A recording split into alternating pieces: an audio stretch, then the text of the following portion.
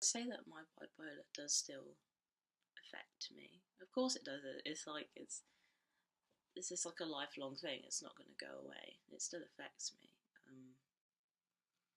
And I think a reason why it still affects me is because until now I just haven't spoke about it. Um, and obviously I'm on meds, and I had like my talking therapy and psychotherapy, which got me through like the crappiest bit of it. Um, but of course I still struggle. Like, it's a fucking mental disorder. It's not. I've got this for life. It's not gonna go away.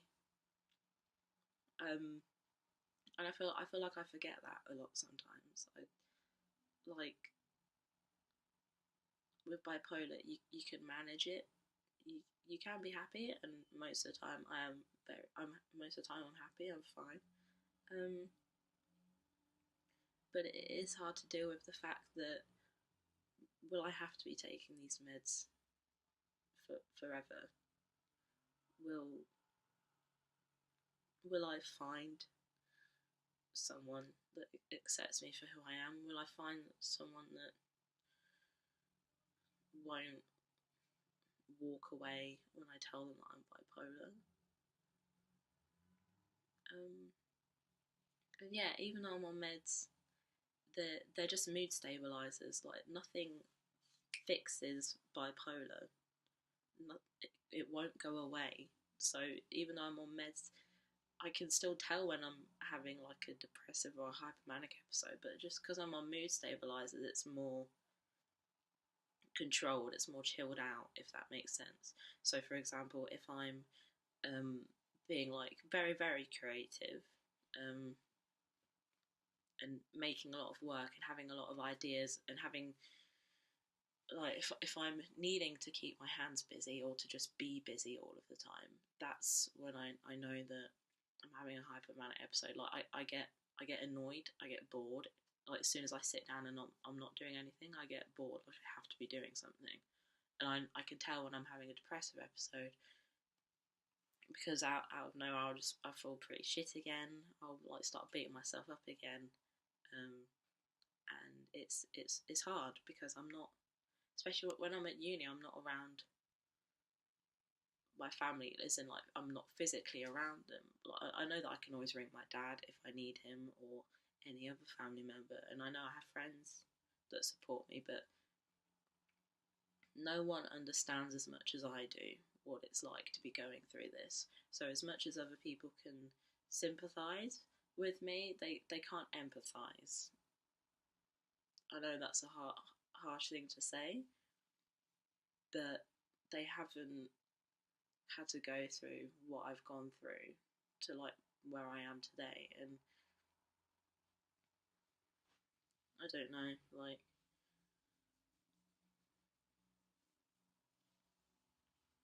yeah. And I don't know, I think I'm just very, yeah, I still struggle because I'm still a very sensitive person. um I wouldn't let it show. From an outside perspective, it's probably not the right thing to do, but I think because ever since I've been like discharged from therapy and like cleared of depression and stuff, I don't like to let anyone see me cry. I don't like to let people think that I'm struggling again, and I know that that's actually like a really bad thing to do. But I feel like if people see that I'm struggling, I'll feel like a letdown or something. And I know that's not the case. I know it's not the case at all. But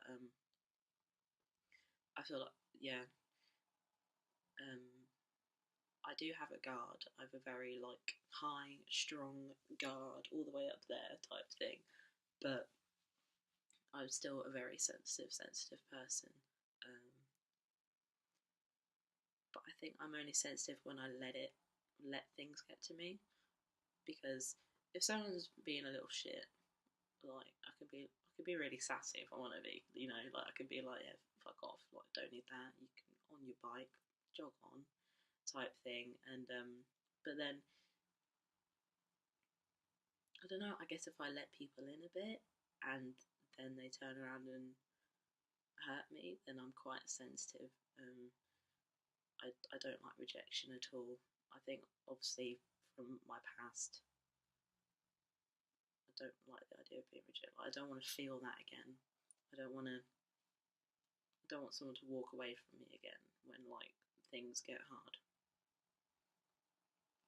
Um,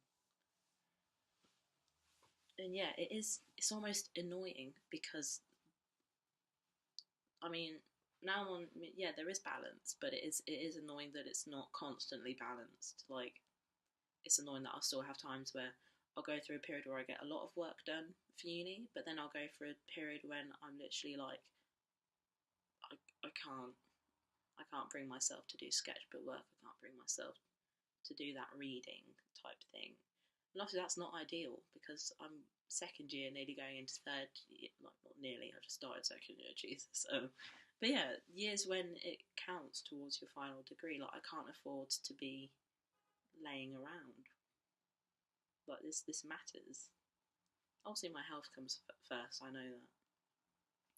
Um, and oh, I'm like I know how to deal with these things. Like when I do have a bit of a dip, I know how to deal with. I don't sit there and get depressed again, if that makes sense. Like I know who to talk to, like how to occupy myself, how to like make myself want to get back up and stuff.